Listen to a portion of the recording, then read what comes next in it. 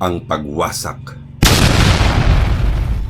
Kay sarap lang hapin, bulaklak sa parang nadala ng simoy ng hanging amihan. Lungsod na masikip kahit na magaslaw ay puno ng aliw, siglat kasiyahan. Ngunit bakit biglang pawang kasalanan ang nasa ng tao sa kasaganaan? Ang payak na layon ay napahandusay, nalunod sa laot ng pagkagahaman. Dahil sa alita't pansariling aliw, ang mga nilikhay nagmistulang baliw. Ang maayang bukas nilambong ng agiw, lahat sa daigdig tila magmamaliw.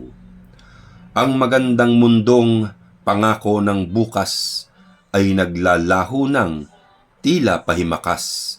Diyos ang lumikha, tao ang nagwasak, lahat ay sinira, walang pinatawad. Dating paraiso'y naging basurahan, nabasag ng hindik ang kapayapaan. Ang dating makulay na mundo'y pumusyaw, naging tila isang bukas na libingan. Kung tayo ay hindi magmamalasakit sa mga biyayang kaloob ng langit, at laging sarili ang siyang iniisip, at sa kalikasan ay walang pag-ibig, hindi magtatagal, di na maririnig, lagaslas ng batis, huni ng kuliglig.